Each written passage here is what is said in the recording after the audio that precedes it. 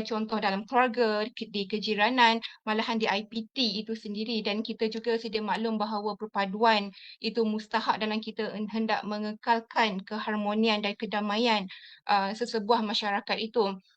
Jadi soalan saya kepada Prof. Kartini yang mempunyai kepakaran dalam bidang menganalisis dasar awam dan juga sosiologi, sebelum kita berbincang dengan lebih mendalam berhubung tajuk kita petang ini dalam membentuk perpaduan itu, mungkin Prof boleh memperjelaskan dahulu maksud perpaduan itu dan bagaimana ia telah ataupun boleh dimanifestasikan dalam konteks DIPT. Dipersilakan Prof. Kartini.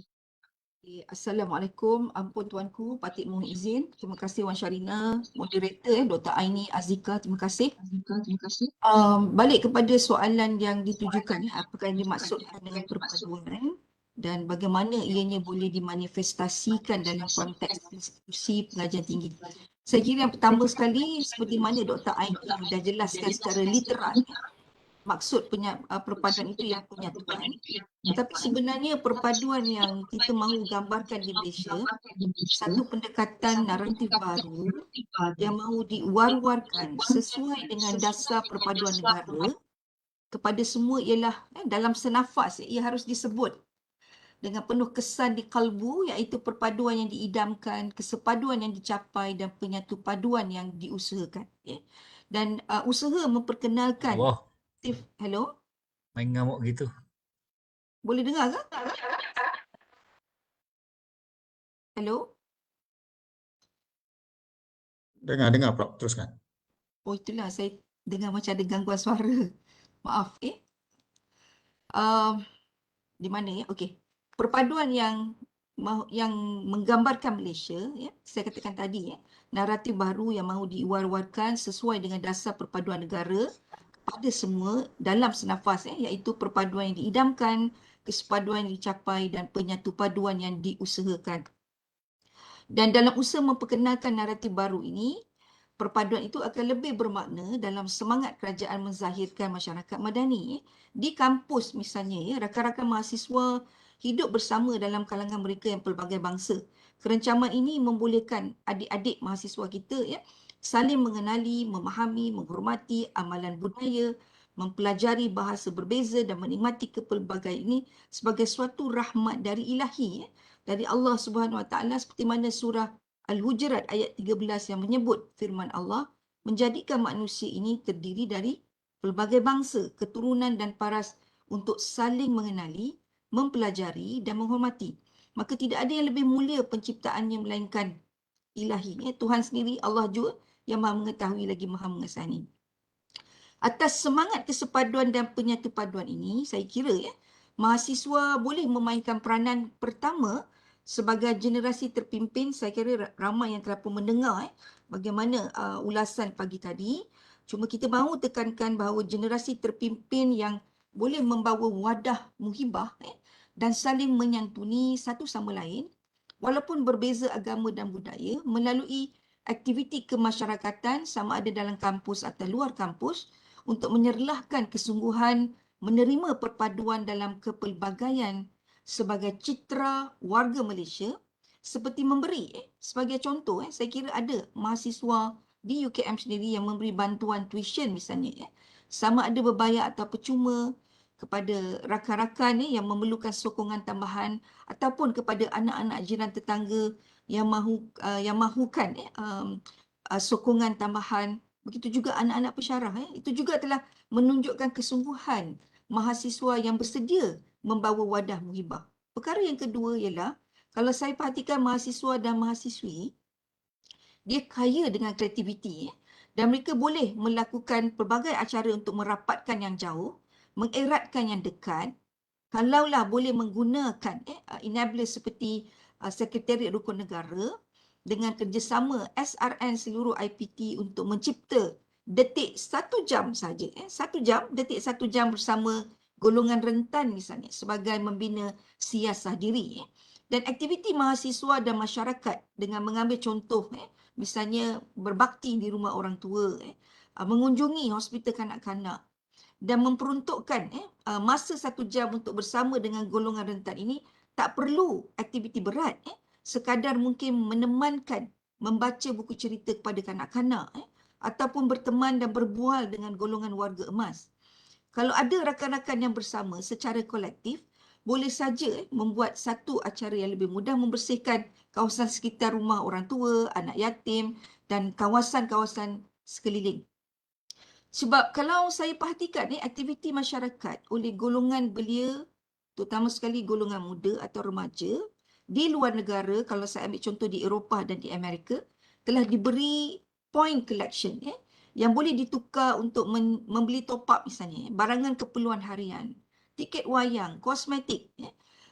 Cuma apa yang diperlukan di sini ialah kolektif dan secara tuntas bekerjasama negara dan institusi awam dan swasta menggembelengkan tenaga mewujudkan sistem pungutan mata yang membolehkan ianya diakui dan diterima sebagai gantian kepada voucher ataupun wang tunai dan diterima sebagai insentif untuk menghargai kerja-kerja kemasyarakatan yang dilakukan oleh orang muda. Walaupun ramai mengatakan ini adalah terlalu bersifat material, tapi pada saya ini adalah satu galakan, satu insentif yang merupakan inisiatif yang telah pun dilakukan di bandar-bandar besar di Amerika Utara dan di benua Eropah, supaya sistem pungutan ini menghargai penglibatan dan bakti belia mahasiswa, terutamanya terhadap masyarakat. Namun untuk mewujudkan satu sistem bakti ini perlu ada ketegasan, kesungguhan daripada pihak kerajaan, industri, swasta. Kalaulah pungutan watak itu boleh ditukarkan dalam bentuk menghargai ruang dan peluang orang muda. Apabila sudah ala bisa tegal biasa, semangat dan pembinaan jati diri kepada kerja sosial dan masyarakat tanpa insentif ini akan bertukar menjadi voluntarily, sukarela. Secara semula jadi. Secara organiknya ianya boleh bertukar. Dan saya kira kita perlu memberi pujian kepada mahasiswa universiti yang telah pun turun padang membantu secara sukarela mangsa-mangsa banjir misalnya di Selangor, di Johor, di Kelantan dan Terengganu. Dan ini adalah suatu bentuk penyatu paduan yang saya kira boleh dihidupkan, disuburkan dan dididik dengan penuh kasih sayang untuk menyanjung tinggi mahasiswa dari pelbagai latar belakang untuk sedia menggalas tanggungjawab bersama demi keutuhan negara kita Malaysia. Jadi di sini adalah antara dua cara yang saya ketengahkan, iaitu generasi terpimpin yang boleh digembelengkan tenaga mereka bagi kerja-kerja kemasyarakatan, dan yang kedua bagaimana menggunakan wahana seperti SRN dan bagaimana mewujudkan sistem pungutan mata yang diakui boleh diganti dan menghargai sumbangan orang muda.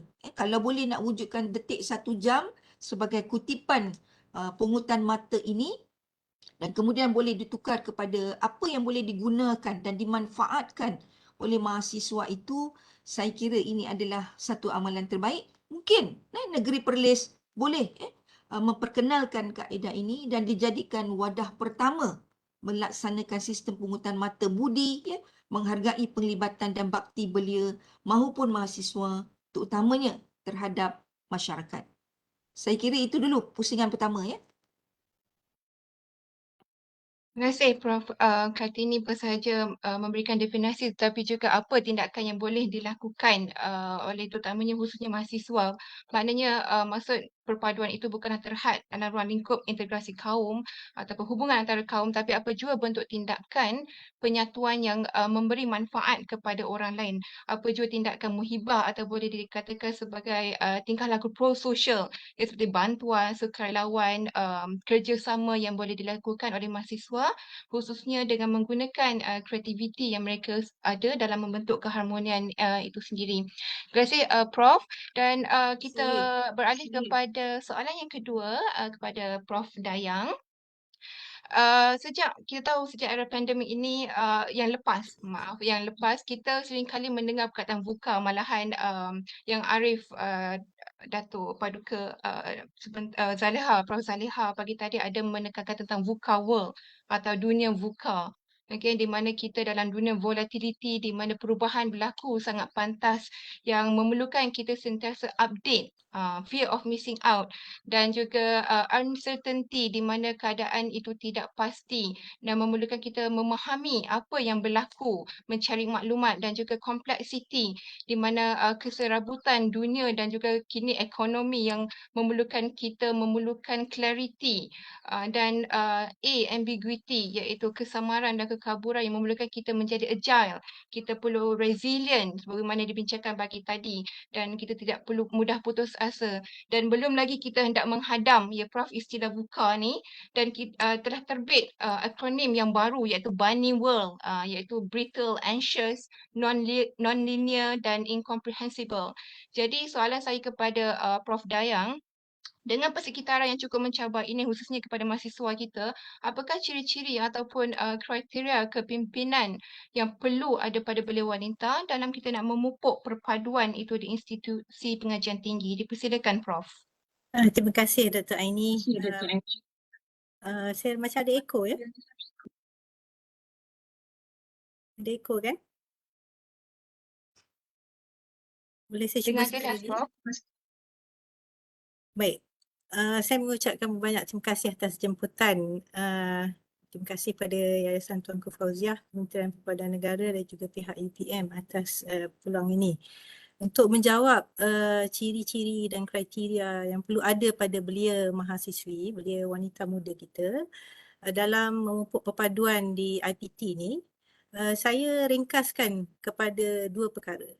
Sebab saya ingat pagi tadi saya berada di care industry dialog. Jadi apa yang Prof Kartidi sebutkan tentang menjaga sukarelawan tu semua tu adalah sebahagian daripada care industry ya.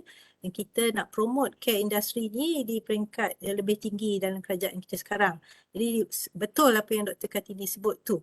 Tapi untuk mengadakan care industri dia dan juga untuk memupuk perpaduan di IPT dan juga community, belia wanita perlu ada dua kriteria yang penting ini, iaitu yang pertamanya perlu ada empathy. Ya? Apa-apa pun yang berlaku kepada kita atau berlaku kepada orang di sebelah kita, orang yang kita berhubung dengan, kita perlu ada empathy. Yang keduanya, kita perlu ada cara untuk memahami dan manage diversity. Ya? Dua ciri ini sangat penting kalau kita nak memupuk perpaduan. Pertama, kalau saya boleh terangkan sikit, ada perbezaan antara empathy dan simpati. Biasanya simpati itu bila kita rasa kita telah melalui kejadian tu dan kita berasa yang sama untuk orang yang menghadapi keadaan yang sama ya. Dalam DIPT katakan siswi A gagal peperiksaan. Sebelum ni siswi B pun pernah gagal peperiksaan dan tahu macam mana kesedihan dia.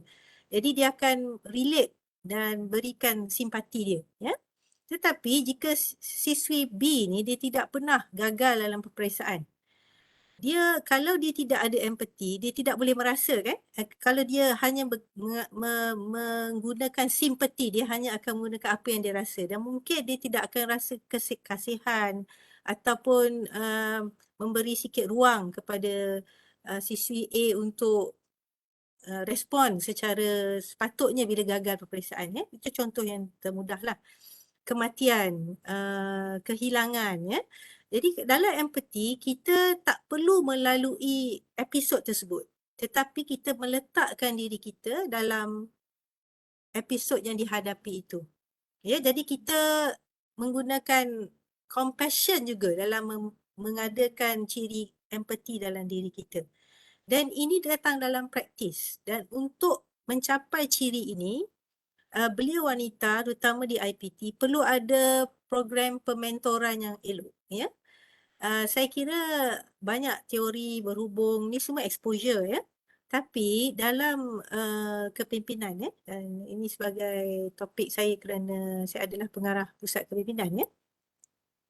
Jadi perlu ada mentoran dan saya harap belia wanita di luar sana mencari mentor yang sesuai yang dapat memupuk dua konsep ini, empathy dan managing diversity ya. Dalam managing diversity, saya rasa mungkin pagi tadi dah ramai terangkan apa maksud diversity kan. Tapi cara mempraktikkannya itu sangat penting, ya. Untuk melihat across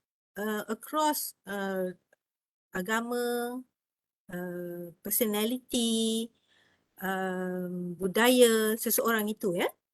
Dalam kita bekerjasama untuk satu goal yang serupa, okey?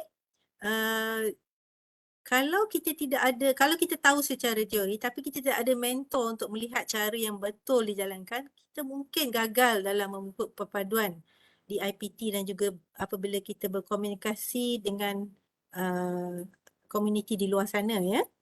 Jadi Dr. Aini, pada saya pertamanya exposure amat penting, tapi ciri yang perlu ada kepada kita dua saja. Kita mesti tahu macam mana nak manage diversity yang berada di hadapan kita, ya. Saya bagi contoh lah mungkin untuk lebih menjelaskan. Sewaktu saya ni kerja hakiki saya ialah pakar bedah kanak-kanak, Dr. Aini, ya. Sebelum ni saya belum menjadi doktor bedah kanak-kanak, saya doktor bedah am lah, doktor orang dewasa, ya.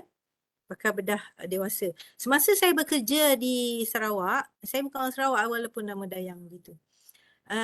Sama saya bekerja di Sarawak, majoriti rakyat di Kuching, Sarawak General Hospital tu, majoriti pada staff saya adalah doktor-doktor saya semua adalah bukan beragama Islam. Mereka ni beragama Kristian, ya. Jadi dalam memupuk perpaduan dalam pekerjaan saya itu sendiri, dan saya ada mentor yang bagus dalam bidang pembedahan, ya, Datuk Dr. Mahmud. Jadi kita melihat kalau kita meraihkan diversity penganut Kristian, kita tahu pada hari Ahad dia akan pergi ke church, ya, pergi gereja. Jadi kita meraihkan diversity itu, janganlah kita buat walk round masa dia pergi church tu, kita faham dia ada sesi-sesi dia, ya. Bukanlah kita tidak mengutamakan agama kita, tapi kita perlu mengingatkan diri kita nak manage diversity dan kita ada empathy kepada orang yang nak menjalankan urusan ibadat agama masing-masing. Ini contoh dia lah, ya. Bila kita buat begitu dan orang-orang bawahan kita nampak, orang sekeliling kita nampak, ya, masyarakat dan juga institusi yang saya sedang bekerja itu lebih menghormati kita sebagai seorang pemimpin, ya. Dan saya rasa role saya di sini adalah untuk mengajak semua belia wanita bukan saja untuk diri sendiri tapi juga menjadi leader kan dalam isu-isu perpaduan di kalangan mahasiswa di IPT dan juga komuniti. Itu untuk pusingan yang ini dulu Dr. Aini. Saya harap saya Terima dapat kasih. menjelaskan. Terima kasih Prof. Dayang. Dua kriteria yang sangat padat dan bagi saya agak baru dan menarik untuk kita lihat iaitu care industry criteria, empathy dan juga cara untuk kita manage diversity itu khususnya dari sudut permentoran. Dan juga saya banyak juga buat bidang dalam mental health. Itu kadang-kadang ada mengatakan bahawa hanya orang yang pernah mengalami isu mental, kesihatan mental itu, pernah mengalami depresi itu, pernah mengalami anxiety itu adalah guru yang terbaik bagi mereka yang baru mengalami kerana mereka sudah menjiwai, mereka tahu proses apa yang berlaku dari sudut emosi, pemikiran mereka dan sebagainya. Jadi terima kasih Prof. Dayang di atas penerangan sebentar tadi dan kita kepada panel kita yang ketiga iaitu Dr. Janice. Kita sedia maklum bahawa dunia kampus atau dunia IPT dikaitkan dengan pemberian fokus kepada akademik dan ia menjadi tujuan utama keberadaan mahasiswa di universiti dan mereka juga digalakkan untuk aktif dalam co-curriculum dengan penyertaan aktiviti dalam kelab, dalam persatuan dan juga terlibat secara langsung dalam pilihan raya kampus yakni menjadi pemimpin universiti. Jadi keterlibatan mahasiswa ini dengan aktiviti-aktiviti ini secara tidak langsung dapat mempamerkan ataupun mengeratkan perpaduan itu dalam kalangan mereka. Jadi soalan saya kepada Dr. Janice, mengapakah pembentukan dan pemupukan perpaduan di IPT itu penting, dan mungkin juga Dr. Janice boleh sentuh sedikit tentang cabaran dalam memupuk perpaduan khususnya dalam kalangan wanita di IPT. Dipersilakan Dr. Janice. Terima kasih Dr. Aini. Dengan penuh hormat dan takzimnya, patut merafat sembah menghadap Duli Yang Teramat Mulia Raja Muda Perlis dan Duli Yang Teramat Mulia Raja Puan Muda Perlis, Datuk-datuk, datin-datin profesor, doktor-doktor serta para peserta webinar sekalian yang amat saya hargai. Terima kasih kepada pihak penganjur kerana menjemput diri saya yang daif ni untuk berkongsi sedikit pengetahuan dan pengamatan saya, observation, dalam aspek yang dibicarakan dalam webinar ini. Saya turut mengambil kesempatan ini bagi menyampaikan salam Ramadan kepada semua muslimin muslimat yang mengamalkan ibadah puasa dalam bulan yang mulia ni. Semoga ibadah puasa diberkati dan bermanfaat. Dalam menjawab soalan yang diacukan oleh Dr. Aini tadi, apabila disebut berkaitan perpaduan, ya, suka saya mengajak untuk merenungi semula rukun negara kita. Yang saya sifatkan rukun negara ni suatu yang agak sempurna lah untuk kepentingan perpaduan negara. Dan biasanya bila kita sebut pasal rukun negara ni, kita lebih biasa dengan 5 prinsip utama rukun negara itu. Namun saya lebih suka untuk mengajak kalian untuk mengamati mukadimahnya. Dan mukadimahnya menyatakan seperti berikut. So I will go through very quickly lah. Mencapai perpaduan yang lebih erat dalam kalangan seluruh masyarakatnya, memelihara satu cara hidup berdemokrasi, mencipta satu masyarakat yang adil di mana kemakmuran negara akan dapat dinikmati bersama secara adil dan saksama, menjamin satu cara yang liberal terhadap tradisi-tradisi kebudayaannya yang kaya dan pelbagai corak, membina satu masyarakat progresif yang akan menggunakan sains dan teknologi, dan kemudiannya diikuti dengan 5 prinsip itulah. Mungkin ada dalam kalangan kita yang kurang selesa dengan perkataan liberal. Jadi itu mungkin boleh dijadikan satu cabaran jugalah. Ya.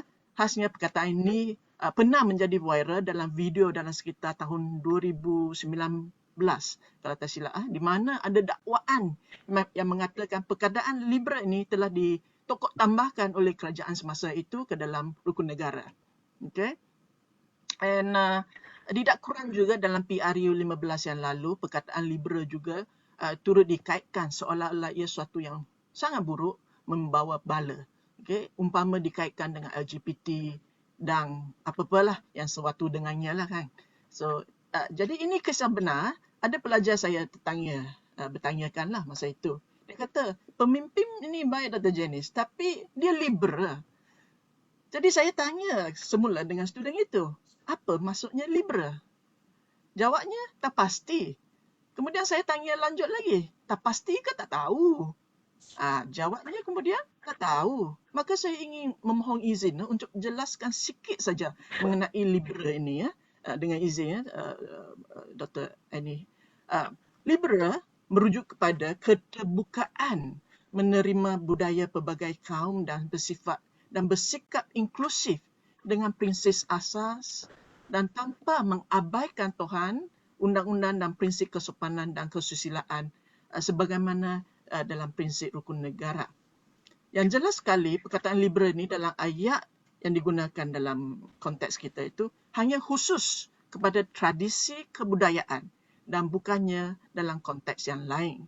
Jadi liberal di sini bermaksud sikap terkebukaan dan dalam menerima tradisi kebudayaan kepelbagaian kaum, bersifat inklusif terhadap perbezaan kebudayaan.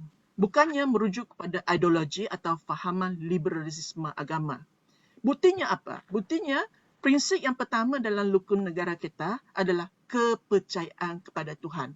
Maka tidak logiklah kalau ditafsirkan rukun negara bersifat liberal dalam konteks agama. Okay, so maka kita jelaslah setakat ini dengan liberal itu. So liberal sebenarnya bukan suatu yang buruk, tapi kalau sudah diburukkan, yang tak buruk pun jadi buruk lah kan.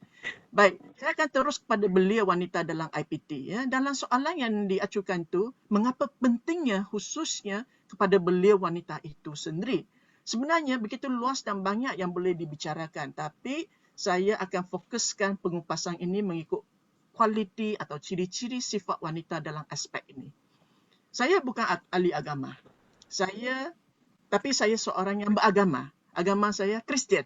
Saya percaya seseorang yang bertakwa ataupun God-fearing person secara semula jadinya adalah lebih baik etikanya. Ini kepercayaan saya dan pengamatan saya sepanjang setakat inilah usia setengah abad kan. Jadi belia bukan sahaja belia wanita, sebenarnya dia adalah lebih bersifat liberal. Dengan izin ia sebenarnya merujuk kepada perkataan ini, sikap wasatiyah atau sikap sederhana yang bermaksud tidak bersikap terlalu ekstrim. Tapi pada masa yang sama, dia juga tidak bersikap terlalu liberal sehingga mengabaikan hukum agama. Jadi inilah prinsip yang kita amalkan dari dulu sampai sekarang dan selamanya. Dan dengan prinsip dan sikap inilah kita hidup aman, damai dalam satu masyarakat mazmum. Di IPT, pengamatan saya melalui masa ialah wanita sudah tidak gerung untuk menjadi pemimpin. Cuma ekosistem dan persekitaran yang lebih mesra diperlukan untuk menjayakan sumbangan wanita. So saya ambil contoh di universiti saya lah, UMS, Universiti Malaysia Sabah ya.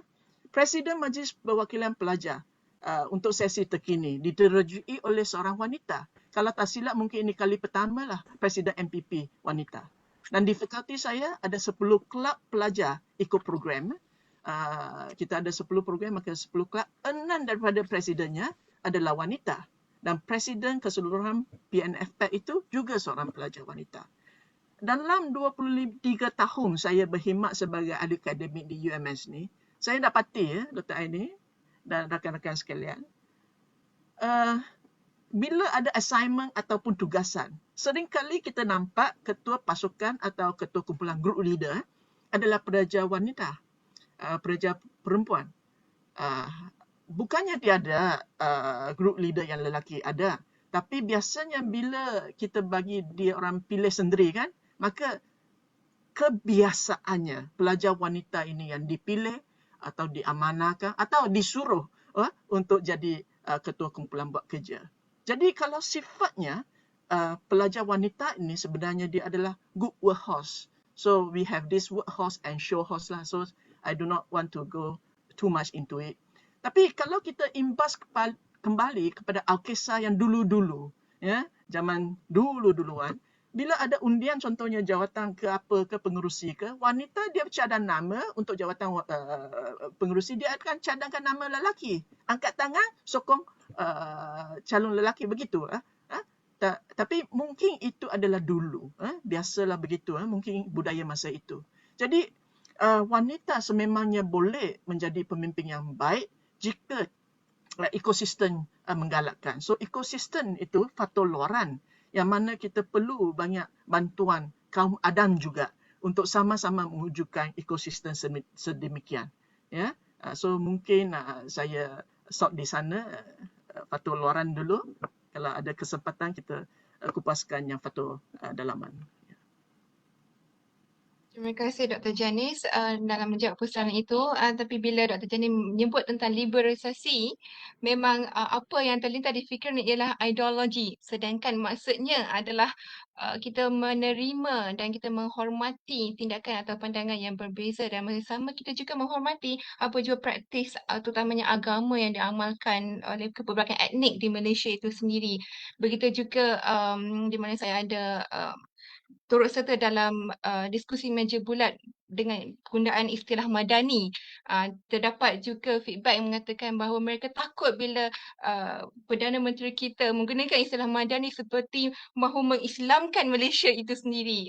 Jadi itu kita kena mungkin menjelaskan definisi operasional setiap terma-terma yang kita guna pakai itu dari sudut tindakan apa supaya mungkin masyarakat kita boleh lihat dan seterusnya mempraktikkan. Okey, terima kasih kembali pada Dr. Janice. Dan kita masuk kepada pusingan yang kedua. Okey, bermakna soalan kedua kepada ahli panel kita. Sekarang kita kembali kepada Prof. Kartini. Seperti tadi Dr. Janice ada menjelaskan tentang kepentingan perpaduan di IPT itu. Jadi bila mana kita berbicara dalam konteks IPT, sudah pasti mahasiswa adalah ejen utama dan juga dunia kampus itu menjadi landasan terbaik untuk menyemai sikap kasih sayang, menyemarakkan semangat kebersamaan antara mahasiswa di samping kita nak mengukuhkan lagi semangat perpaduan dalam kalangan mereka itu. Dan saya juga tengok bibliografi, biodata Prof. Kartini, graduate from the America. Jadi di sana kita tahu mereka juga ada American Association of University Women dan untuk mahasiswi mereka ada juga Alpha Girl House, Delta, Zeta Tau dan sebagainya. Malahan di Jepun juga dan juga Menteri Pengajian Tinggi terdahulu iaitu Datuk Seri Nuraini Ahmad dalam forum bersama Foreign Women Ambassador ada menyatakan perancangan untuk menumbuhkan universiti untuk wanita.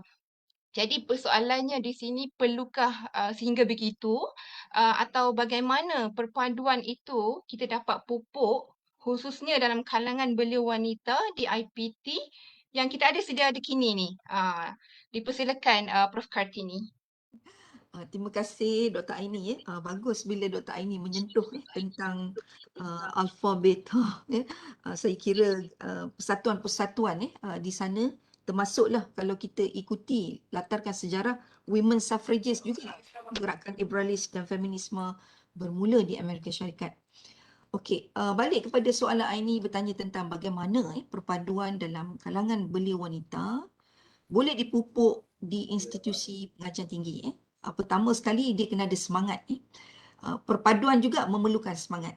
Kita bukan saja berbicara tentang semangat alam, semangat padi, semangat laut, tetapi semangat perpaduan. Dan seperti mana yang telah pun kita tahu bagaimana semangat perpaduan ini boleh diterapkan. Saya ingin mengambil apa yang telah disebut oleh sahabat saya dari UKM tadi, Prof. Dayang. Empati, simpati dan compassionate beliau ada sentuh.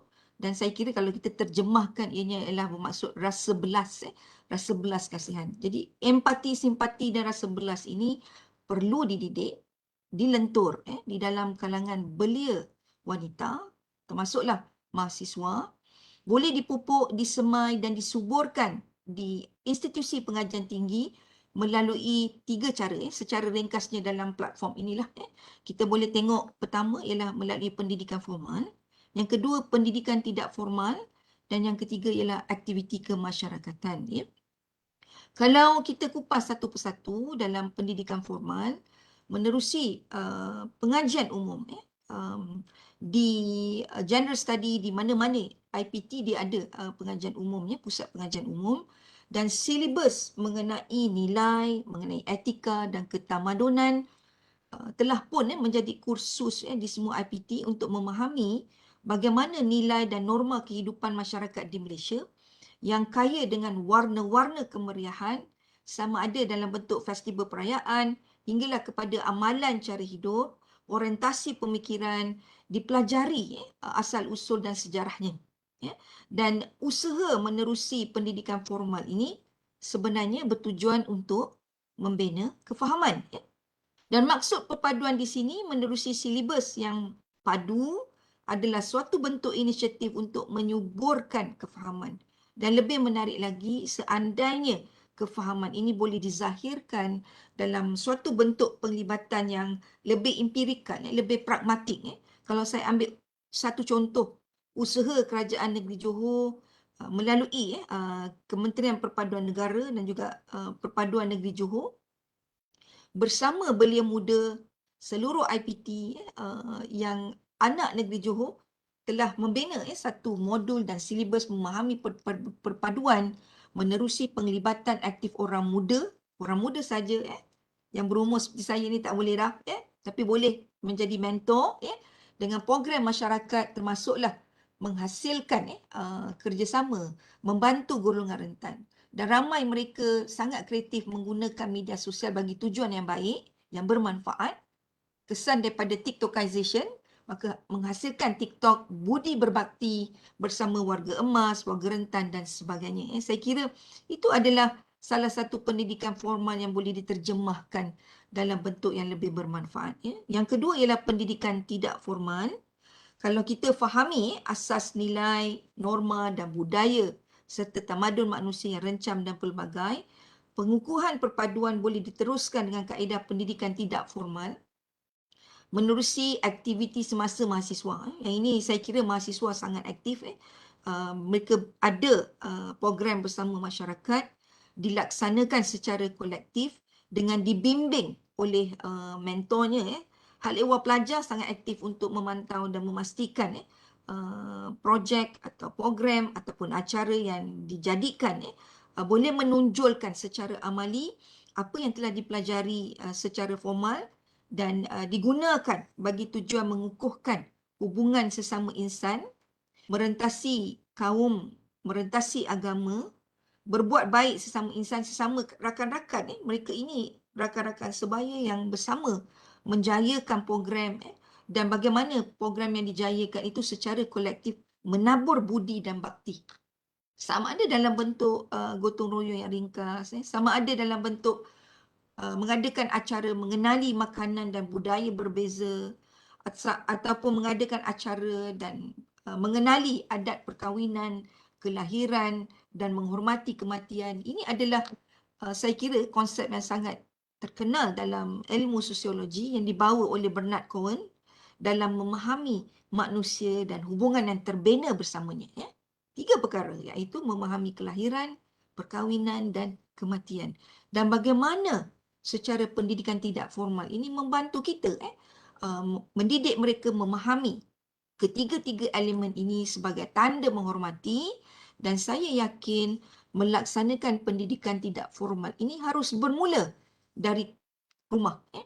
Dia harus bermula dari rumah, harus dididik dan bermula daripada keluarga, dan keluargalah yang membentuk individu, dan daripada individu ini sebagai akhirnya menjadi ejen dalam komuniti, dan mahasiswa adalah ejen perubahan menerusi institusi pengajian tinggi untuk bersama komuniti membawa transformasi yang lebih baik dan lebih utuh dalam memahami maksud perpaduan. Okey. Dan perkara kaedah yang ketiga ialah aktiviti kemasyarakatan. Aktiviti ini seperti mana yang saya cerita tadi tentang pungutan mata dan telah ada skala dan usaha untuk menjadikan dia satu yang lebih besar, maknanya dilibatkan dengan rakan-rakan pintar dari industri, komuniti, rakan-rakan awam dan swasta untuk bersama menzahirkan perpaduan di Malaysia yang dipimpin oleh mahasiswa. Dan kita boleh mengadakan program pungutan mata ini, collecting point yang mereka boleh tukarkan sebagai satu projek CSR yang bermaksud bertujuan untuk membawa kesejahteraan masyarakat, sama ada dalam bentuk kelestarian alam sekitar, kelestarian budaya warisan, kelestarian etika dan adab dan adat semasa bersama dengan rakan-rakan yang berbeza agama, berbeza usia, termasuklah etika, adab dan adat di media sosial. Ini penting kerana generasi muda sekarang ini dia sangat terikat, sangat dekat mereka dengan gadget mereka. Dan perkara ini harus dipupuk dan dididik dalam bentuk yang sesuai dalam maksud sustainable development, kelestarian budaya warisan, kelestarian etika, adab dan adat di media sosial juga, termasuklah kelestarian keselamatan dan interaksi. Saya kira apa saja di bawah payung sustainable development iaitu pembangunan lestari boleh kita rakam dan kita jana secara kreatif bagaimana memulakan projek CSR yang boleh membawa kesejahteraan yang dipimpin oleh mahasiswa sebagai ejen perubahan. Sebagai menzahirkan dan melestarikan semangat perpaduan ini, saya katakan tadi ada disebut beberapa kali kata kunci seperti kerjasama kolektif. Dan kerjasama kolektif ini sangat penting. Ibarat aur dengan tebing, ianya perlu saling mengukuh dan mendukung. Dan generasi muda yang kreatif serta bersemangat jitu, sentiasa ada motivasi untuk melakukan kebaikan. Dan saya yakin di era konsumerisme ini, iaitu budaya kepenggunaan, ramai yang menyatu hati menerusi TikTok, Instagram dan Twitter untuk berkongsi naratif perpaduan yang diidamkan sesuai dengan maksud kesepaduan yang dicapai dan penyatu paduan yang diusahakan dengan cara mereka tersendiri, bersedia membantu mereka dan rakan-rakan termasuklah masyarakat. Itu yang pada saya paling penting. Maka teruskanlah semangat itu adik-adik mahasiswa yang saya kasihi dan yang saya lontarkan pantun untuk adik-adik pertimbangkan. Rentang bendera di Gunung Jara, patah kaki mendaki bersama. Mahasiswa semua tiang negara, kukuh budi masyarakat sejahtera.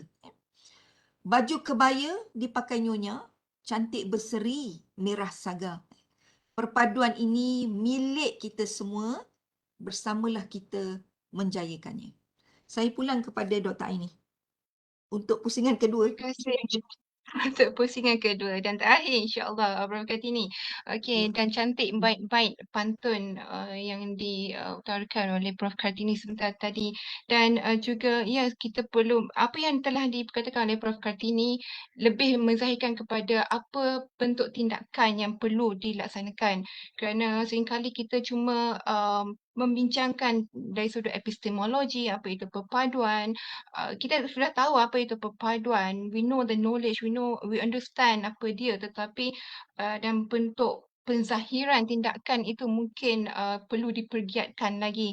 Dan Dr. Kartini juga ada mention dalam pusingan awal tentang para pelajar mahasiswa ini mereka kreatif. Jadi we know that kita punya mahasiswa adalah mereka dalam dunia ataupun kita panggil cyber youth or cyber generation yang sudah pastinya hebat dalam menggunakan gadget-gadget teknologi dalam usaha memupuk perpaduan itu. Jadi mungkin kita juga sebagai pensyarah Prof, kita juga perlu juga sama-sama turut contohnya memberikan assignment-assignment yang selari dengan minat, dengan dengan cara yang pelajar kita lebih menarik untuk mencambahkan kreativiti mereka. Terima kasih diucapkan kepada Prof Kartini di atas banyak dizahirkan melalui apa tindakan yang boleh kita laksanakan bukan sahaja di universiti kerana saya yakin bahawa kita punya audiens pada petang ini dari pelbagai latar belakang maupun di sekolah juga boleh turut dilaksanakan di sekolah juga. Dan kita beralih kepada Profesor Dayang. Okey, dengan kejayaan pengiktirafan dan juga pengalaman Prof, Prof Dayang kita ni banyak menjadi wanita pertama, contoh ada wanita pertama yang mempunyai pakar dalam bidang bedah kanak-kanak dari UKM dan sebagainya. Di peringkat universiti nasional dan juga antarabangsa sudah tentu setiap peluang yang ada tidak digunakan dengan sia-sia. Jadi walaupun beliau wanita Malaysia khususnya keterlihatan berkaliber menjadi pemimpin berpeluang untuk dikembangkan potensinya, namun terdapat laporan juga diterima di mana kadang-kala sukar untuk kita mencari ikon beliau wanita itu sendiri. Ini juga maklumat yang saya terima daripada mesyuarat dengan Majlis Belia Negara di mana agak sukar mereka untuk mendapatkan ataupun mendapatkan pencalonan dalam kalangan belia wanita. Kemungkinan masing-masing tidak merasa layak ataupun mereka tidak nampak bahawasanya apa yang mereka telah laksanakan itu mempunyai fungsi dan memberi impak yang signifikan kepada orang lain. Jadi mungkin di sini Prof Kartini, Prof Dayang, maaf, boleh dijelaskan lagi bagaimana wanita telah berperanan dan bagaimana mereka dapat memainkan peranan dalam memupuk perpaduan di IPT. Dipersilakan Prof Dayang.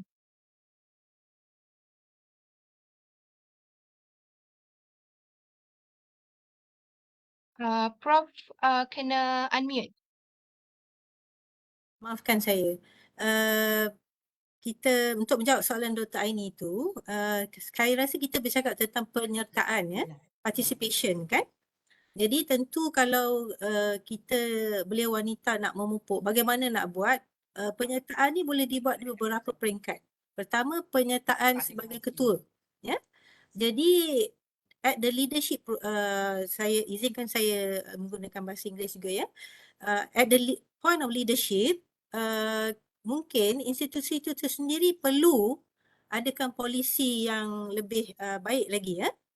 Saya bagi contoh semasa sebelum ni saya di Kementerian Kesihatan selama 12 tahun sebelum saya mendapat pelepasan dengan izin untuk bersama dengan UKM ya. Apa yang saya dapati Naib Chancellor semasa itu iaitu Profesor Emerita Tan Sri Datuk Sri Dr. Sharifah Hafsah telah buat ialah dia adakan peraturan di mana untuk setiap pencalonan ketua tu ya, dekan ke pengarah ke timbalan dekan ke timbalan pengarah ke, dia minta 2 nama calon wanita. Ini menjadi polisi kan? Menjadi polisi yang menggalakkan pencalonan. Jadi penyertaan di peringkat membuat keputusan tu digalakkan ya, ada caranya. Saya rasa kita perlu buat begitu juga untuk belia-belia di IPT kan. Walaupun kita buka pencalonan, kita bagi tahu untuk kategori ni semua sila bagi 2 nama. Jadi dia akan ada ability untuk mencari ya.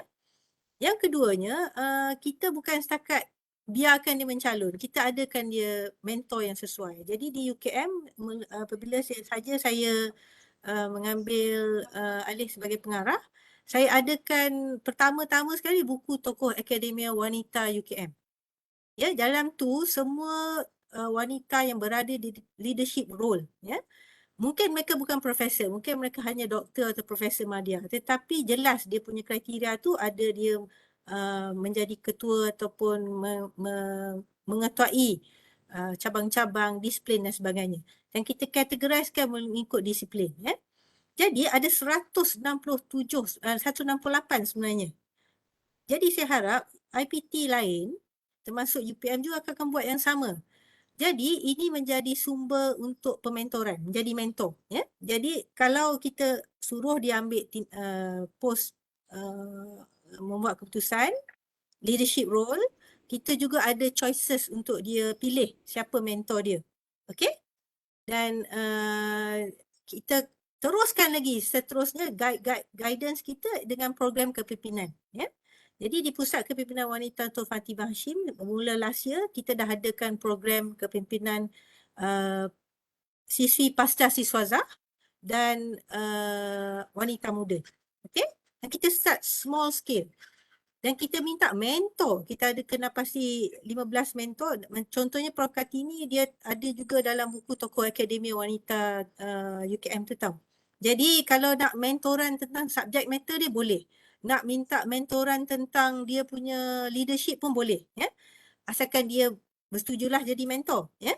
Jadi dalam program mentoran program yang pusat saya buat ini, kita kena pasti 15 mentor. Dan kita minta mentor ni cari 1 atau 2 mentee dia sendiri. Ini untuk program awal lah, program pertama ya. Jadi mentee ni dia bersemangat untuk mengikuti program kerana di sebalik teori kepimpinan yang diberikan kepada dia, dia juga dapat belajar tentang subject matter. Sebab mentor dia sama disiplin dengan dia. Ya, dia dapat 2. Mentoring untuk leadership dan juga mentoring untuk subject matter. Dan kita dah tamatkan program pusingan pertama dan kita akan dengan feedback yang sangat baik ya. Mentor pun kita adakan sesi mentoring the mentors. Jadi siapa yang mentorkan mentor kita ni? Ya. The point of saya punya kenyataan ni ialah kalau kita nak penyertaan yang berkualiti, yang kita nak siswi-siswi kita ataupun belia muda kita berkarisma, berilmu untuk dicalonkan, dia kena melalui proses-proses ini. Okey? Jadi ranking dia naik dengan sendirinya ya. Dan untuk mentor tu pun kita bagi mentoring of the mentor.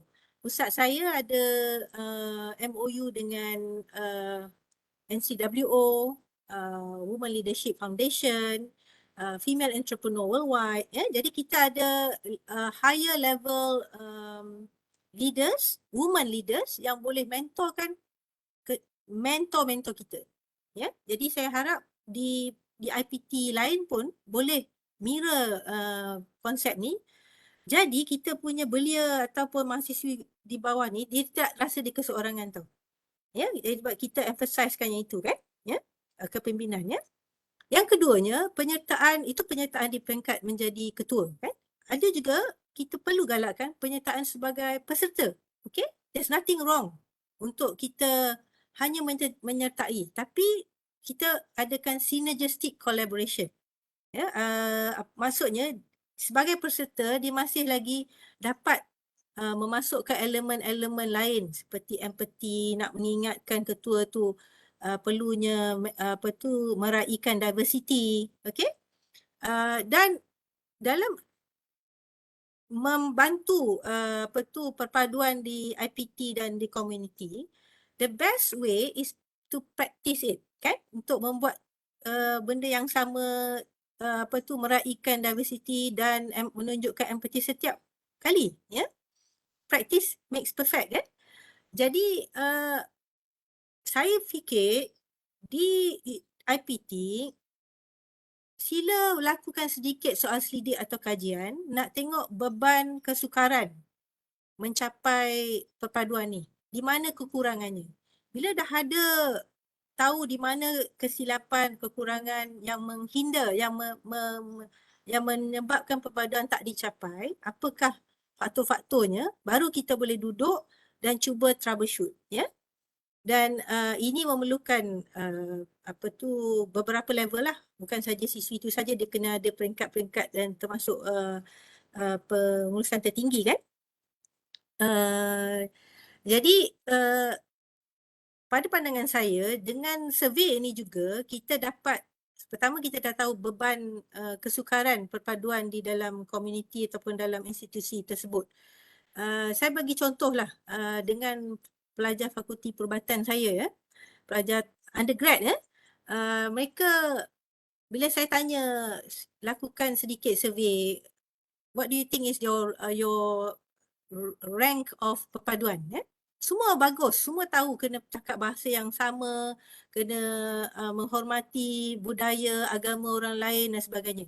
Tapi in practice, bila saya tanya dua soalan, saya tanya pertama, adakah bila pernah tak kamu masuk dalam lift dan kamu di hospital UKM tu masuk dalam lift sebagai fakulti perubatan, pelajar fakulti perubatan, bercakap dalam bahasa etnik sendiri tanpa memikirkan perasaan orang lain? Jawapannya ada. Hampir 90% ya. Ini bermaksud walaupun mereka tahu teori meraihkan diversity orang lain, ya, tapi di dalam praktiknya mereka tak buat. Jadi kita kena ada satu indeks ataupun satu cara untuk monitor performance diri sendirilah, ya. Ini adalah satu indeks dan risk index ni semua ni adalah salah satu subjek matter yang sangat kami tekankan di Pusat Kepimpinan Wanita, ya. Sebab kita identify the problem, give intervention, selepas tu kita rate dan monitor. Apa cara nak monitor tu? Kita boleh adakan focus group discussion, adakan indeks untuk indeks perpaduan lah, ya, di kalangan beberapa kumpulan, ya. Jadi saya dapati contohnya pelajar etnik Cina suka berbahasa Cina di dalam lift tu. Jadi menyebabkan pelajar Melayu dan India berasa tersisih sikit, ya. Jadi kita ingatkan pelajar jangan gunakan bahasa etnik apabila berada di dalam hospital katakan, sebab kita training nak jadi doktor, kita kena menunjukkan meraihkan diversity dengan lebih tinggi lagi, ya.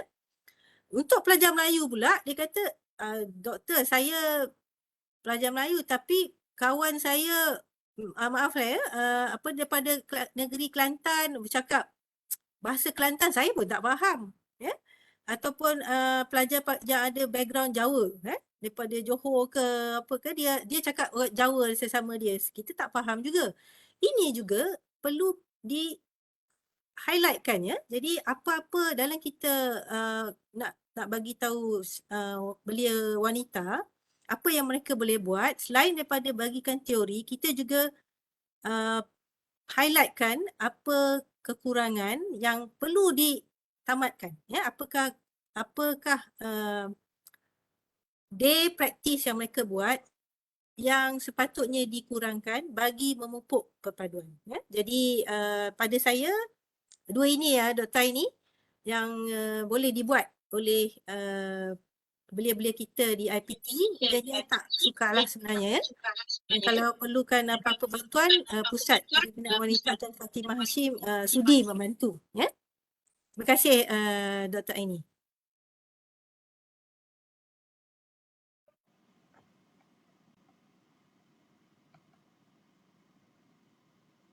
Dr. Aini pula mute. Saya pula mute. Petang berpuasa. Okey, terima kasih Prof. Dayang. Dua poin yang sangat menarik. Panel kita pada petang ini semua berkongsi dengan kita tentang apa tindakan-tindakan.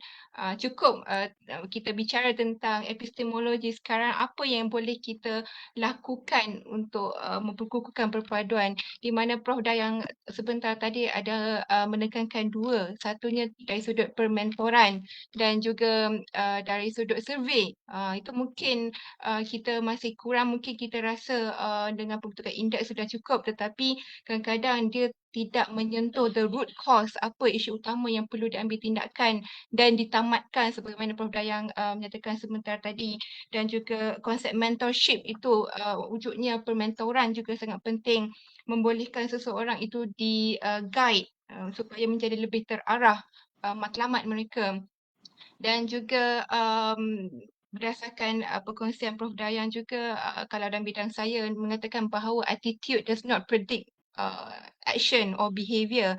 Maknanya walaupun kita mengatakan kita tidak bias, tidak diskriminasi, tidak prejudis terhadap orang lain ataupun kelompok khusus, tetapi sebenarnya bila dizahirkan dari sudut tingkah laku harian itu, kita nampak ada kelompangannya di situ yang kita mungkin kurang cakna. Okay, terima kasih Prof. Dayang di atas perkongsian tadi tu. Dan ini mungkin soalan yang terakhir kepada ahli panel terakhir kita yang ketiga, iaitu Dr. Janice.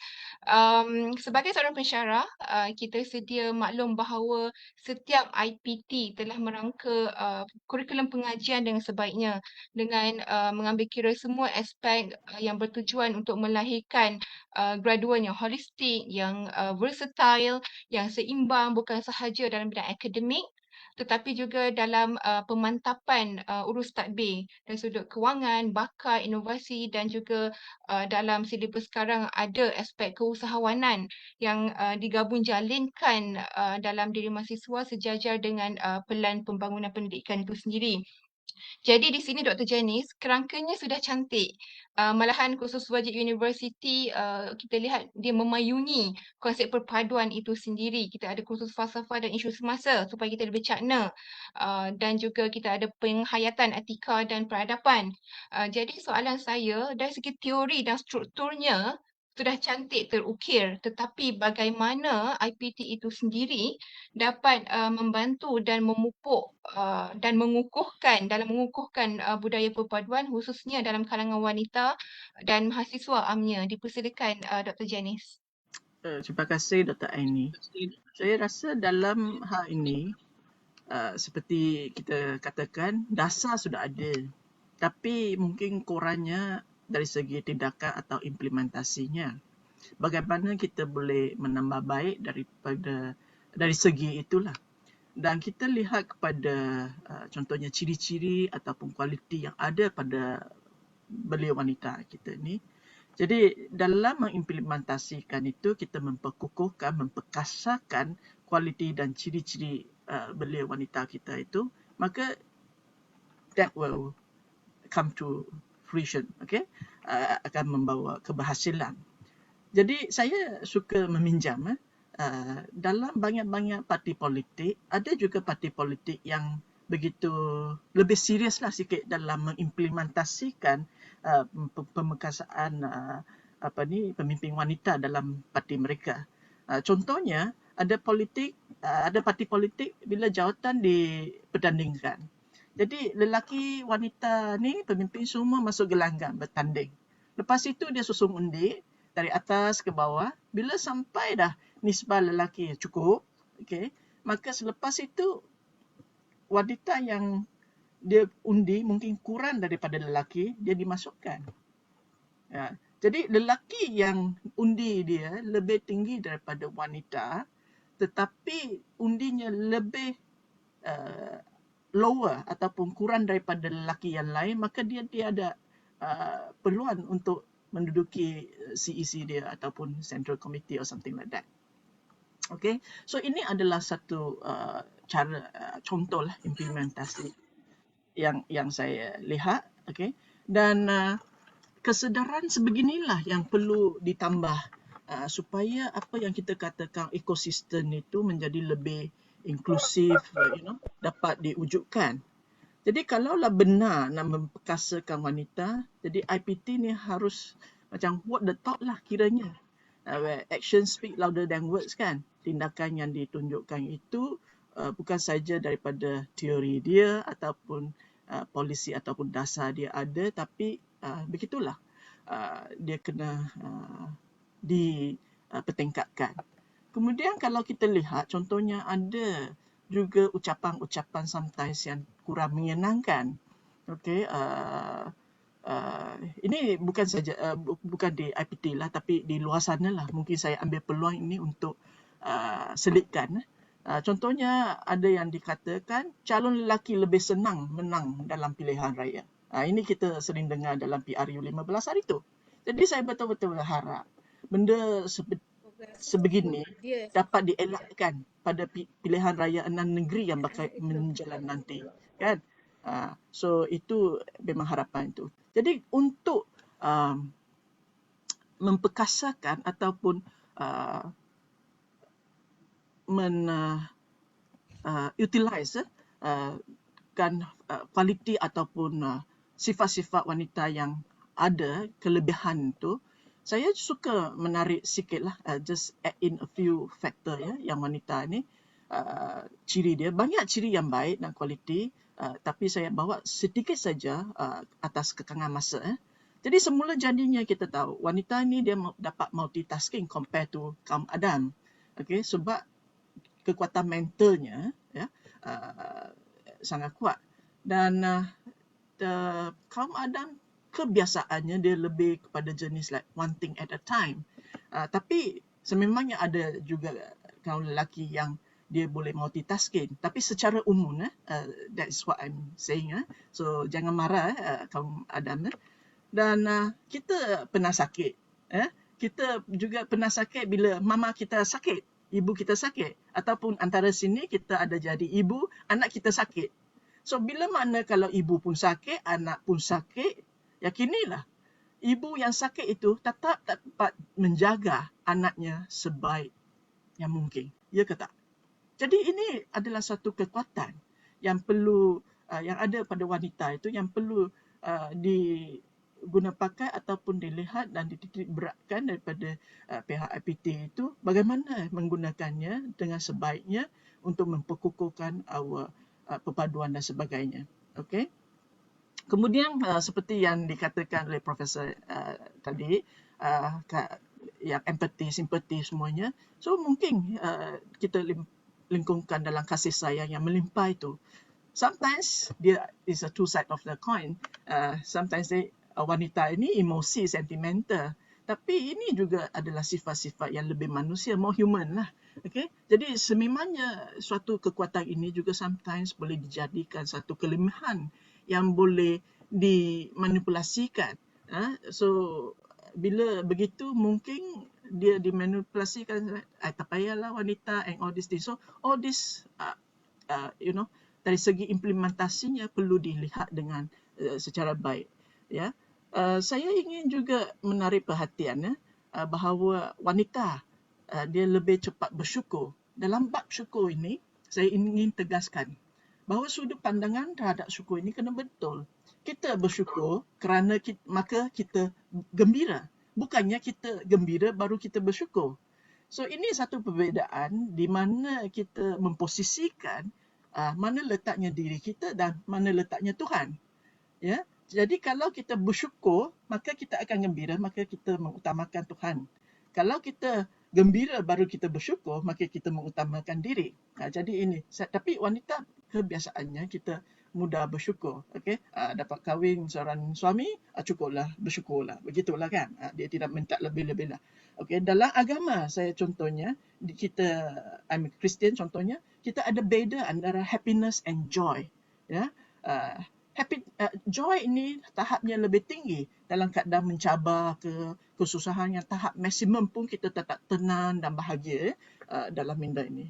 So satu lagi ciri yang penting ialah yang wanita ada ni, dia amat bertanggungjawab, bertimbang rasa. Kata itu kota, janji tetap janji. Janji ditepati, bukan dicapati. Ya. Contohnya kita boleh lihat banyak kajian yang dilakukan bayaran balik mikrokredit. Ya. Wanita mempunyai nisbah bayar balik yang lebih tinggi daripada lelaki. Ya. Sorry ya, ini adalah fakta bukan auta. Saya ingin juga mengambil kesempatan ini untuk menjawab soalan dalam chat ya, Murga Rajan Linggapan. Ya. Kebetulan soalan ini juga sering ditanya kepada saya. Bilakah Malaysia akan ada Perdana Menteri wanita pertama? Okey. Maka jawab saya selalu dengan student-student saya, sebenarnya kita sepatutnya sudah ada Perdana Menteri wanita yang pertama, iaitu Perdana Menteri yang ketujuh sepatutnya. Sebab pada masa itu, selepas Pakatan Harapan menang, Datuk Seri Wan Azizah dijemput ke istana, tapi sebab dia pegang kepada janji, bertanggungjawab dan melihat kepada perpaduan, okay, the whole PH itu, maka dia dengan rela berikan kepada PM yang ketujuh lah. Okay, jadi dia menjadi TPN kepada PM 7 dan pada hari ini dia menjadi isteri kepada PM 10. So ini adalah sebenarnya sesuatu yang kita kena betul-betul lihat ya. Penghormatan kepada wanita. Dia dapat pegang. Ni banyak orang kata temptation ni. Kuasa besar ni nak jadi PM ni. Apa salahnya Tuanku tanya? Okeylah saya jadi PM kan. So I think from PM 7 to 8 and 9 itu what it happened. Ini adalah mungkin masalah kota janji itulah kekurangannya di situ. Jadi wanita, we have this additional point yang ada. Ya. Jadi I hope I jawab soalan Murugan itu. Okay. Last sekali mungkin saya nak tutup begini. Okay. Tapi saya punya pantun tak sehebat program ni lah. Okay. Dari dulu hingga kekini, lelaki dan wanita ciptaan Tuhan. Ayo kaum Adang yang dikasihi, hormati wanita, pupuk perpaduan. Sekian daripada saya. Salam perpaduan. Terima kasih Dr. Janice di atas pengakhiran pantun yang cukup cantik tadi. Jadi dalam menjawab persoalan itu, di mana Dr. Janice highlightkan tentang pada wanita itu sendiri, ciri-ciri wanita yang mungkin tidak ada pada lelaki dan yang boleh meningkatkan semangat perpaduan terutama dalam kalangan belia wanita. Jadi dalam memupuk perpaduan dan kalangan belia wanita itu kita lihat ia penting. Okay? Wanita itu sendiri bagi pasukan pengaman ataupun what we call as peacekeeper, kerana hanya kadang-kadang kenapa kita kena ada dalam kalangan wanita itu kerana hanya wanita yang kenal wanita itu sendiri, terutamanya dalam kita membawa perubahan yang signifikan, terutamanya dalam kelompok wanita. Mungkin terdapat perkara dalam situasi tertentu yang memerlukan yang tidak boleh dilakukan oleh our male counterparts atau sukar untuk mereka lakukan, terutama dalam mendapatkan kepercayaan itu sendiri. Dan dengan ciri-ciri apa yang dinyatakan oleh Dr. Janice sendiri itu penting, okay, dengan sifat-sifat yang ada pada wanita itu, cumanya mungkin dari sudut dasar polisinya itu cantik, tetapi bagaimana ia hendak dipupuk di universiti itu telah dibincangkan dalam sesi kita pada petang ini secara pragmatiknya apa yang boleh diamalkan. Jadi sebelum kita mengakhiri perbincangan sesi kita pada petang ini dan kita masih ada lagi lebih kurang 15 minit, dan terima kasih kepada Dr. Janice yang telah menjawab soalan saudara Murugan Raja sebentar tadi. Tidak lengkap rasanya kalau tidak ada take home note kepada audiens kita, peserta kita pada petang ini. Jadi mungkin sedikit penggulungan daripada serta ahli panel tentang apa yang boleh dibawa balik dan dipegang dan diamalkan, bukan sahaja mengkhusus pada tajuk kita di IPT tetapi yang boleh diamalkan dalam kehidupan kita seharian. Jadi bermula dengan Prof. Kartini, dipersilakan. Terima kasih Dr. Aini. Okey, saya kira semua boleh melihat bagaimana tafsiran harian ataupun saya panggil everyday define begitu juga dengan tafsiran authority ataupun authority define sebenarnya memberi satu gambaran yang agak berbeza bagaimana melihat keadaan semasa. Ada soalan ke atau nak bercakap tu boleh je ya.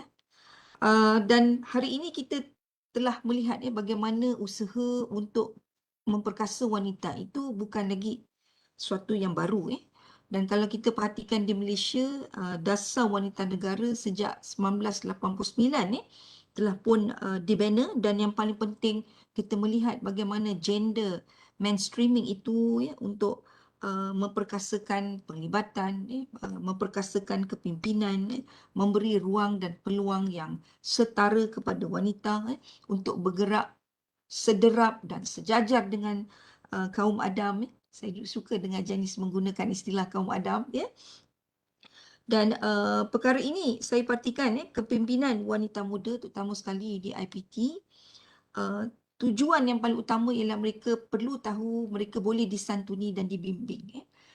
Dan pihak hal ehwal pelajar sentiasa ada untuk dirujuk.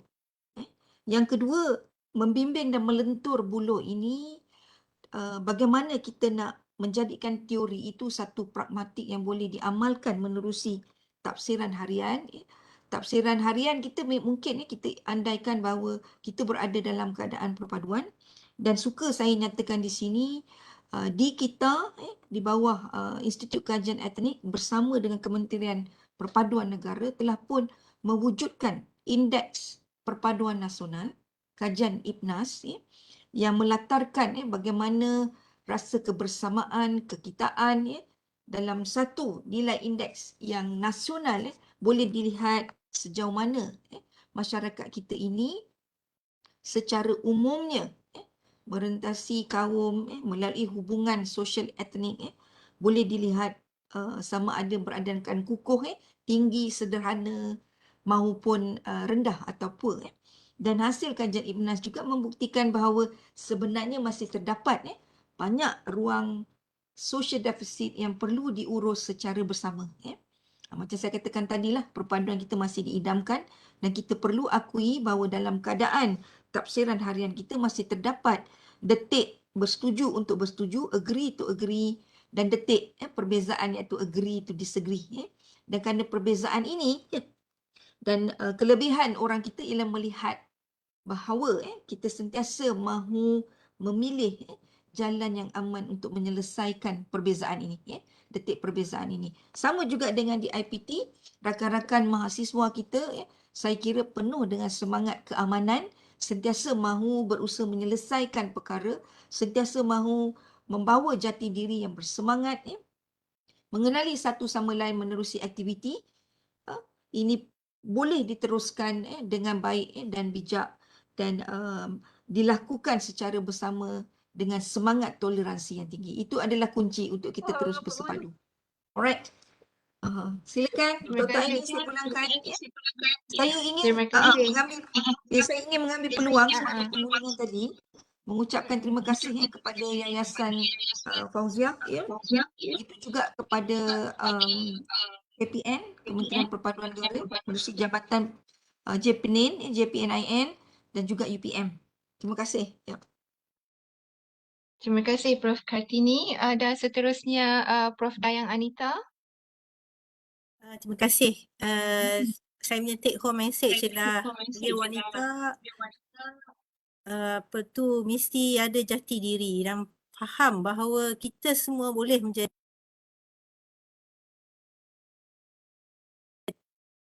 Boleh dengar ke? Dia jadi muted tadi, saya ingat somebody mutedkan saya. Siapa saya nak terangkan, beliau wanita, kenal pasti diri anda memang boleh menjadi ketua ya. Ketua untuk memupuk perpaduan.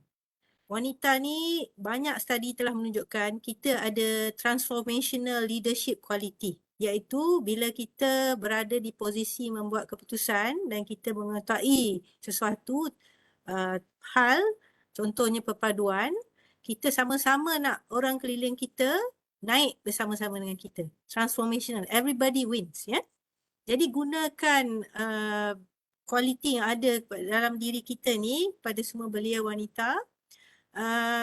Pupuk diri anda supaya sentiasa mempraktikkan empati dan memastikan bahawa anda sendiri meraihkan diversity ya.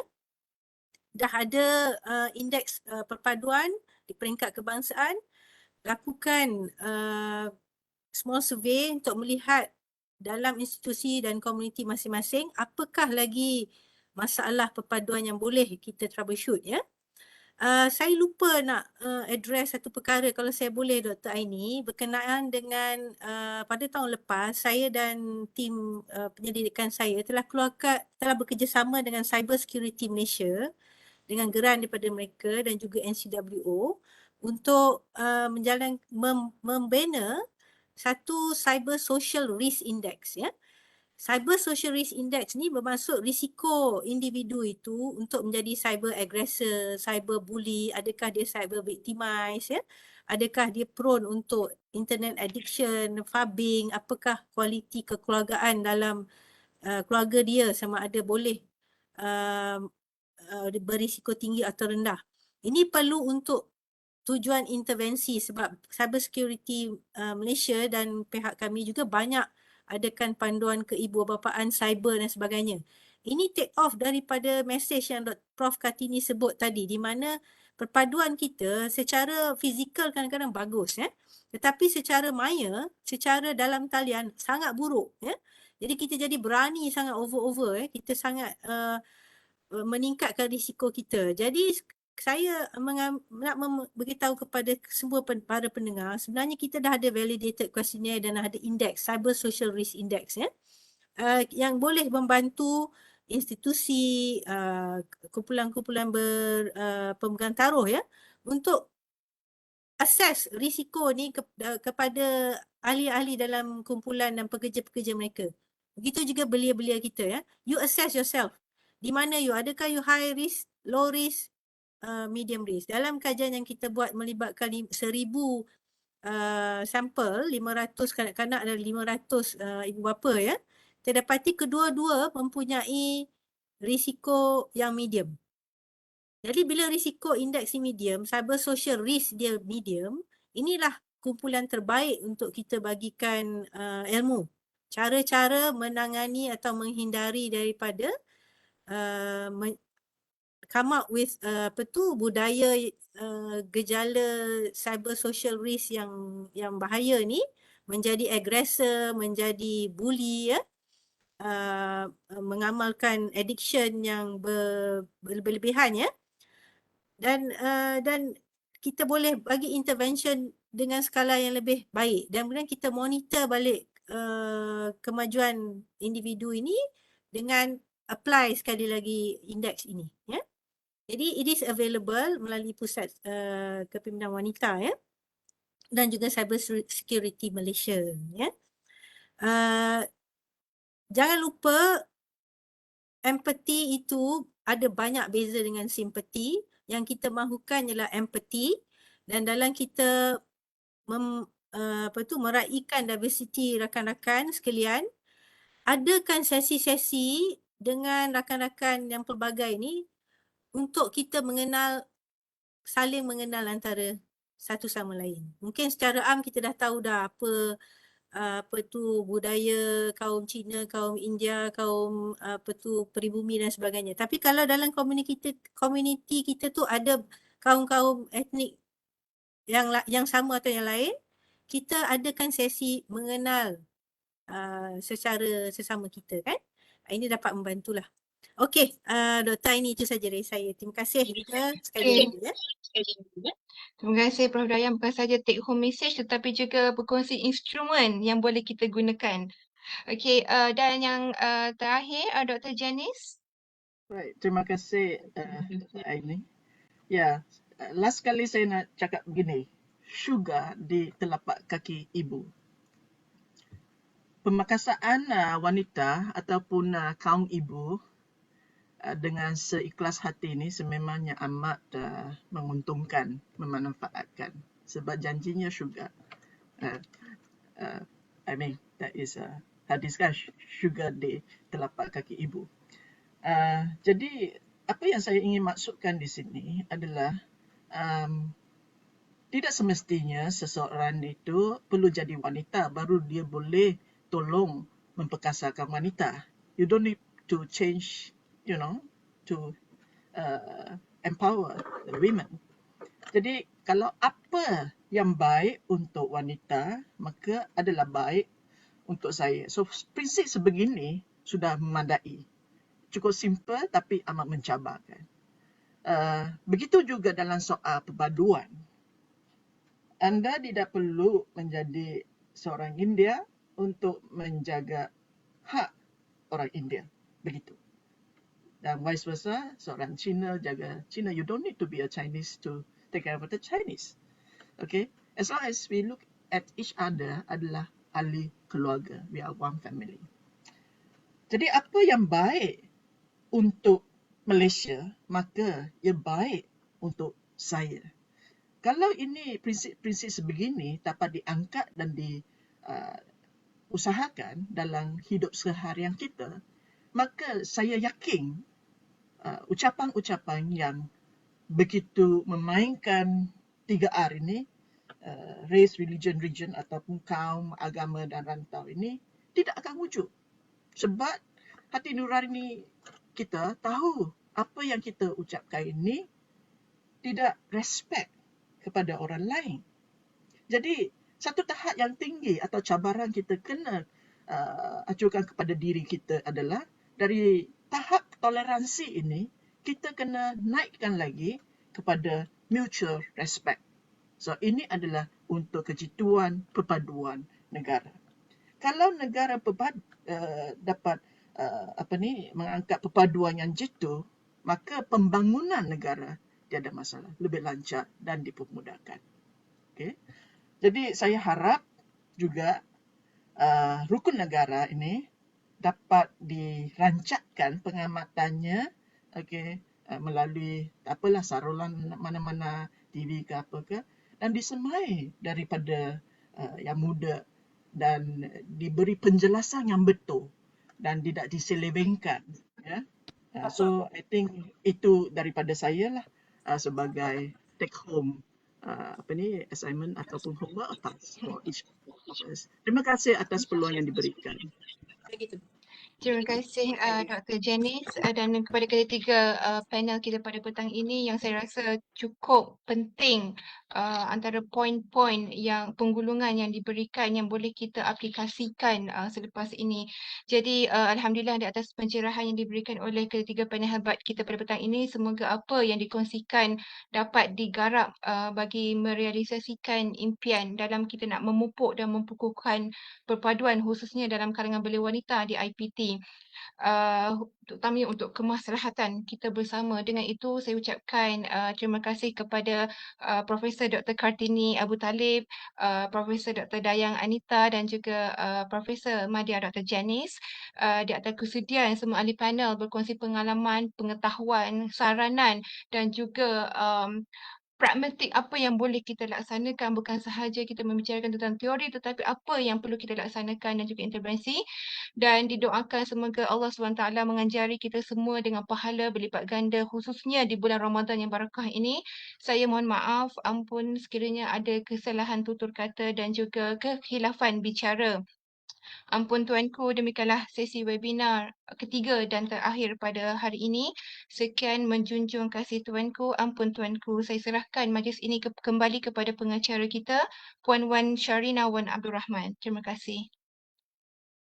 Majlis merakamkan jutaan terima kasih Puan Moderator Forum Dr. Aini Azika Ma'ruf serta anggota panel yang telah sudi bersama-sama kita berkongsi pengalaman dan kepakaran membincangkan tajuk peranan belia wanita dalam memupuk perpaduan di institusi pengajian tinggi menerusi sesi ketiga webinar itu tadi bersama-sama Profesor Dr. Kartini Abu Talib, Timbalan Pengarah Institut Kajian Etnik Universiti Kebangsaan Malaysia, Profesor Dr. Dayang Anita binti Abdul Aziz, Pengarah Pusat Kepimpinan Wanita Tun Fatimah Hashim, Universiti Kebangsaan Malaysia dan Profesor Madya Dr. Janice Ngaleh Hui, Pensyarah Fakulti Perniagaan, Ekonomi dan Perakaunan Universiti Malaysia Sabah. Ampun tuanku, patut mohon menghadap dan menyembah maklum bahawa dengan ini selesailah sudah sesi webinar Yayasan Tuanku Fauziah tahun 2023. Memohon limpah perkenan duli-duli tuanku untuk majlis diteruskan dengan titah perasmian penutup.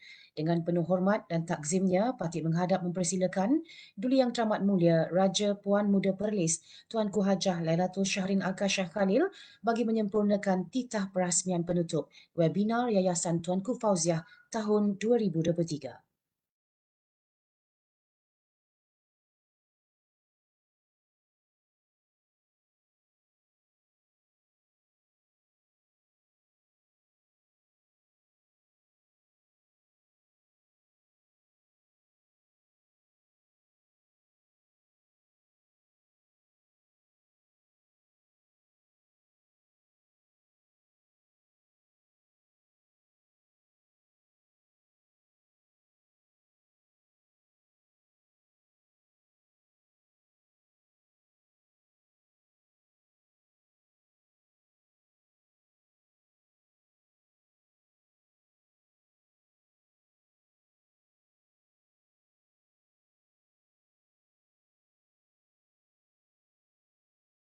Bismillahirrahmanirrahim. Assalamualaikum warahmatullahi wabarakatuh dan salam sejahtera. Raja berdaulat, rakyat berilmu, negeri sejahtera, Perlis maju. Salam perpaduan serta berilmu berbakti. Alhamdulillah, saya bersyukur kehadrat Allah Azza wa Jalla kerana dengan limpah kurnia dan inayahnya jua, maka dapatlah kita bersama-sama dalam webinar Yayasan Tuanku Fauziah kali ke-19 pada hari ini. Pertama sekali, syabas kepada Kementerian Perpaduan Negara melalui Institut Kajian dan Latihan Integrasi Nasional dengan kerjasama Institut Pengajian Sains Sosial Universiti Putra Malaysia di atas penganjuran webinar ini serta ahli-ahli panel yang berkongsi ilmu, pengalaman dan pandangan tentang tema yang dipilih khas iaitu aspirasi wanita ke arah memartabatkan perpaduan dalam kalangan mahasiswa di institusi pengajian tinggi. Seterusnya, saya ingin mengalu-alukan kehadiran semua yang sudi melapangkan masa. Hadirin sekalian, syabas dan tahniah kepada wanita di luar sana yang berjaya mencapai kejayaan dalam bidang akademik sehingga mendapat pengiktirafan di peringkat global. Baru-baru ini, Hari Wanita Antarabangsa 2023 telah disambut di seluruh dunia dengan tema Innovation and Technology for Gender Equality. Justru, wanita perlu memanfaatkan kemajuan teknologi untuk memperkasa diri ke arah yang lebih cemerlang, seterusnya meningkatkan kesejahteraan hidup. Dalam memimpin sesebuah institusi, golongan wanita semestinya berdepan dengan pelbagai cabaran. Seseorang pemimpin perlu mempunyai kompetensi lain yang menggambarkan kewibawaannya. Kajian oleh Harvard Business Review pada penghujung 2020 mendapati bahawa pemimpin wanita lebih kompeten berbanding lelaki dalam krisis COVID-19. Ini menunjukkan pemimpin wanita mampu memimpin sesebuah kumpulan, organisasi, institusi, malah negara dengan baik. Institusi penyelidikan juga perlu memainkan peranan penting dalam melaksanakan kajian yang komprehensif berkaitan dengan isu kepimpinan wanita seperti faktor-faktor yang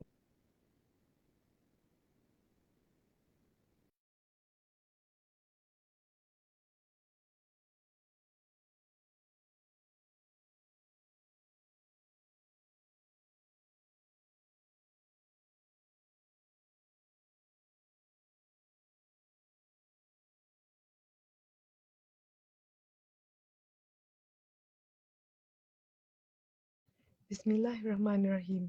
Assalamualaikum warahmatullahi wabarakatuh dan salam sejahtera. Raja berdaulat, rakyat berilmu, negeri sejahtera, Perlis maju. Seterusnya, meningkatkan kesejahteraan hidup.